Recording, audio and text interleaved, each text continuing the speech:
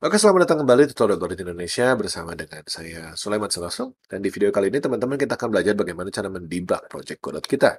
Jadi kalau teman-teman sudah lebih berpengalaman dalam membuat program atau membuat game, teman-teman akan mengetahui bahwa kita tidak akan bisa langsung membuat sebuah game yang flawless, nggak ada errornya begitu. Pasti ada bug, pasti ada error yang mungkin terjadi kalau kita ngoding.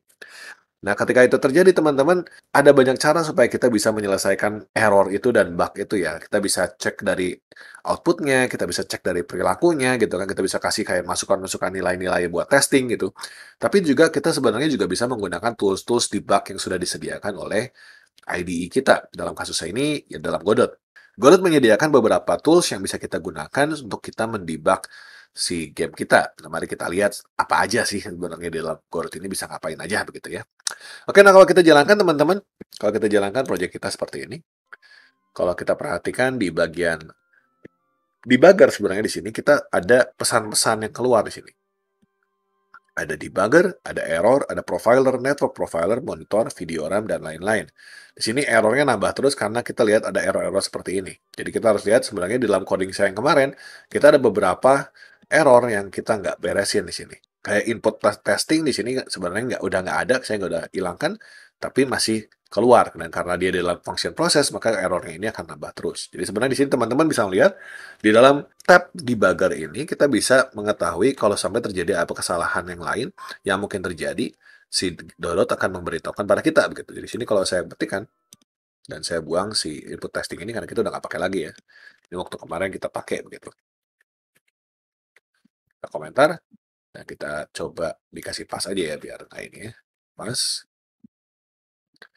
Kalau kita jalankan kembali, kita bisa lihat di dalam debugger kita ini sudah errornya nggak nambah gitu. Cuma ada beberapa warning-warning, beberapa peringatan sebenarnya supaya si game kita ini lebih bagus. Misalkan contohnya di sini ada ini function change into. Function change into ini mengembalikan sebuah nilai. Jadi sebenarnya seharusnya kalau kita pengen gunakan nilainya, ini ada change into ini sebenarnya metodenya ini mengembalikan nilai teman-teman. Jadi mengembalikan error. Jadi kalau ada error dia akan kembali nilai. Ini katanya dari debuggernya bilang bahwa ini ada nilai dikembalikan tapi tidak digunakan. Nah, jadi contohnya di warning-warning ini ada cuman sekedar kita tahu aja supaya kita bisa membenarkan atau mengoptimize coding kita gitu. Kalau sampai ada tiba-tiba ada nilai yang nggak digunakan atau misalkan ada kita punya bikin variabel tapi variabelnya nggak pernah dipakai begitu kan ya, kita ada di sini. Ya teman-teman ini dalam error, ini termasuk di dalamnya ada warning dan juga error beneran begitu. Nah, ada profiler. Ini profiler ini gunanya adalah untuk mengetahui performa daripada game kita. Ini nanti kita akan bahasnya mungkin suatu hari nanti gitu ya. Network profiler ada mengetahui performa daripada panggilan kita keluar network kita gitu ya. Ada monitor, monitor ini ngasih lihat statistik daripada game kita. Jadi ada FPS-nya, ada prosesnya, fisik proses, kita bisa lihat berapa detik yang digunakan, waktunya, memorinya berapa, objek yang ada saat ini berapa, rasternya berapa, 2D-nya itemnya berapa, draw call-nya ada berapa draw calls, gitu ya. Draw calls ini berapa kali si gambarnya dipanggil, ya, draw untuk setiap node itu kan ada draw-nya, nah, dipanggil semua. Dia makan memorinya berapa, teksturnya berapa, kita bisa lihat di sini. Jadi kalau teman-teman nanti membuat game yang cukup besar, kemudian nanti terdapat kayak slowdown atau bug, teman-teman bisa lihat di sini apakah mungkin memorinya yang hog, memorinya yang terlalu banyak pakainya atau bagaimana begitu kita bisa lihat dalam sini. Kita juga bisa lihat sebenarnya video RAM-nya. Jadi kalau video RAM yang digunakan ada apa aja sih yang kita gunakan? Oh, di sini semua yang kita pakai nih. Yaitu sekilas untuk yang si debugger ini. Nah, kalau misalkan kita lihat juga, kalau kita di samping sini, kita bisa lihat dari kita nggak play, ya, dengan kita play, ada perubahan di sini teman-teman. Ada remote, ada lokal ya. Nah, kalau kita misalkan pindah ke remote, teman-teman. Di dalam remote ini, kita bisa lihat kita punya scene satu kita seperti ini. Ini adalah game kita yang lagi jalannya itu tree-nya kayak begini, teman-teman. Jadi kalau remote ini adalah si game yang lagi jalan ini, tree-nya kayak gimana. Jadi kalau misalkan kita lihat di sini, kita punya brain. Di sini kan kita punya brains. Ada brain 3, 4, 5, 6. Kalau misalkan saya gerakan si zombie saya untuk makan brain-nya nih. Kita bisa lihat brain ini berkurang di sebelah sini kan langsung berkurang. Dan kalau misalkan saya tambahkan peluru, misalkan di sini, saya tambahkan peluru kan, kalau ingat teman-teman ingat pelurunya ini kita tambahkan langsung get scene, terus tambah peluru. Maka kalau saya tambahkan pelurunya, kita bisa lihat ada penambahan instance pelurunya kelihatan di sini teman-teman. Jadi kalau kita lihat di dalam remote ini, kalau kita pengen ngecek apakah si scene yang kita instantiate itu keluar nggak di dalam game kita, atau keluarnya persis nggak dengan apa yang kita pengen, kita bisa lihatnya di dalam sini, di dalam remote ini.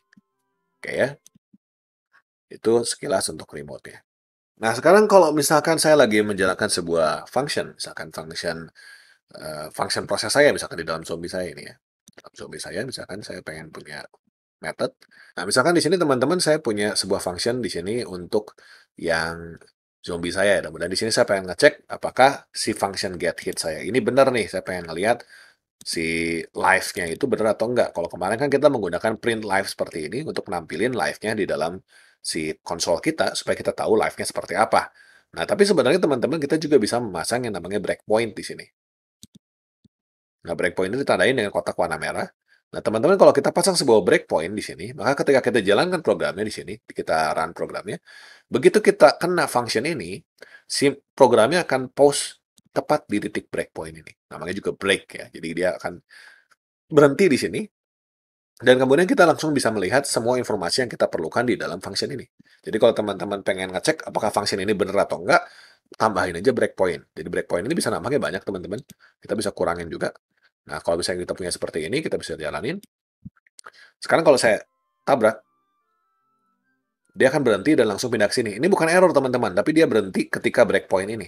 Jadi kita sengaja membuat si programnya berhenti, sehingga kita bisa melihat di sini, ketika di titik ini, di baris 23 ini saat ini, ada apa aja sih? Kita bisa lihat damage-nya 15. Ya. Jadi kita lihat semua yang ada di sini, damage-nya 15, posisi musuhnya di mana, kita bisa lihat posisi musuhnya di situ. Ya, kita bisa lihat berarti get life-nya berapa, get life-nya, nanti kita bisa set life-nya, kita get life-nya, kalau kita hover juga bisa live-nya bisa kita hover, live-nya 100 gitu ya. Kita bisa lihat juga si data-datanya, semua informasi, semua variabel-variabel yang ada saat ini, kita bisa lihat di sini. Bahkan kalau kita lihat, di sini ada self ini kan si zombie-nya ya, kalau kita klik objeknya, kita bisa lihat di sebelah sini itu adalah si informasinya. Gitu. Informasinya ada jump force-nya, ada max jump-nya, dan lain-lain. Kita bisa juga lihat movement-nya, kita bisa lihat global variabelnya, gitu kan, variabelnya apa aja, kita bisa klik, dari sini ganti, begitu teman-teman ya. Jadi di sini teman-teman bisa ngecek semua variabel yang saat ini sedang ada di titik ini, di titik yang kita break ini, variabel yang ada itu apa aja? Oh, ada ini, begitu ya. Nah, kita bisa lihat seperti itu, dan kita juga bisa jalankan si programnya satu persatu. Jadi kita bisa jalanin di sini, kita lihat ada yang namanya skip breakpoint, ada yang namanya copy error, ada yang namanya step into, dan ada yang namanya step over. Jadi kita ada dua nih, step into dan step over. Oke. Nah, untuk ngecek step into dan step over, saya akan pindahkan bukan di get hit aja, tapi kita akan balik lagi ke scene 1. Di dalam scene 1, saya mau tambahin sebuah function. Di dalam sebuah function yang kita akan pakai yang ini deh, yang tambah poin ya. Kalau kita makan brain kan kita tambah poin ya kan. Saya pengen jalan di sini. Oke, kita akan ulang lagi si game-nya. Jadi saya akan sekarang cari brain untuk dimakan. Nah, kita akan masuk ke dalam function tambah poin. Di sini kita lihat poinnya tambahnya 10. Ya kan? Kita bisa lihat, oh pengen 10 di sini. Oke, nah sekarang kalau kita pengen menjalankan si program kita satu persatu, kita bisa jalaninnya itu menggunakan yang namanya step over atau menggunakan step into. Step over, step into. Bedanya apa? Teman-teman kalau yang namanya step over, dia akan berjalan maju satu langkah. Jadi kita lihat ada tanda panahnya di sini. Ini saat ini coding kita lagi berada di sini, di belah ini. Kita jalankan satu persatu langkahnya. Jadi teman-teman bisa tahu kalau dengan menggunakan jalan-jalan satu langkah begini, bagian mana coding kalian yang sebenarnya bikin kesalahan atau bikin bug. Jadi sini kita bisa jalan satu persatu codingnya, terus kita bisa lihat mana sih yang salah gitu di situ. Nah, kalau kita masuk ke sini, kita masuk ke GUI.UpdatePoint. Ini kan sebenarnya adalah sebuah fungsi update point yang ada di GUI. Nah, di sini teman-teman bisa memilih, kalau saya lagi ada di sini, saya mau jalannya step into atau step over. Kalau step over, dia akan jalannya di atas, teman-teman. Jadi dia tidak akan masuk ke dalam function GUI.UpdatePoint. Jadi kita nggak bisa lihat apa yang terjadi dalam GUI.UpdatePoint. Tapi kalau kita melakukan step into, teman-teman, kita akan masuk ke dalam function GUI.UpdatePoint. Kita coba step into-nya ya. Kita akan step into. Nah, kita langsung masuk ke update point ini. Kita akan coba jalankan ini. Kalau kita step lagi, kita akan balik lagi ke point ini. Gitu. Jadi kita akan kembali lagi ke balik sini. Saya ulang lagi ya, tapi kali ini kalian menggunakan yang namanya step over ya. Kita akan ulang lagi. Kita akan kena lagi. Saya tabrak lagi. Nah, kita akan masuk sini ya. Tambah poin. Kita akan baru tambah poin. Nah, kita akan maju. Step into, step into, step into. Nah, di sini kalau saya lakukan step over, teman-teman, saya akan lihat bahwa dia tidak akan masuk ke update point, tapi dia akan langsung ke function berikutnya atau kalimat coding berikutnya. Gitu ya. Jadi teman-teman di sini kalau misalkan kita udah yakin bahwa si function ini sudah benar, maka kita nggak perlu step into, tapi kita bisa step over. Tapi kalau kita nggak yakin bahwa si function itu benar atau ada kemungkinan ada salahnya, maka kita bisa melakukan step into ke dalam situ supaya kita bisa melihat salahnya di mana sih, gitu ya. Oke teman-teman, kita juga bisa pasang multiple breakpoint. Kita bisa pasang multiple breakpoint seperti ini. Nah, kita pindah di sini, kita punya breakpoint di sini misalkan. Kalau saya pindahkan breakpoint ke sini. Kalau misalnya kita pengen pindah dari breakpoint yang ini ke breakpoint yang ini, kita tinggal langsung menggunakan yang continue aja. Kita langsung pindah ke breakpoint yang berikutnya. Gitu ya teman-teman. Jadi teman-teman bisa pasang multiple breakpoint untuk mengetahui sebenarnya apa sih yang salah dengan program kita. Oke, saya rasa cukup untuk video kali ini. Kita cuma sekedar mengetahui doang ada fitur-fitur apa aja sih yang bisa kita gunakan di dalam Godot untuk melakukan debugging gitu. Semoga bermanfaat buat teman-teman dan kita akan ketemu lagi di video-video berikutnya. Terima kasih banyak atas perhatiannya.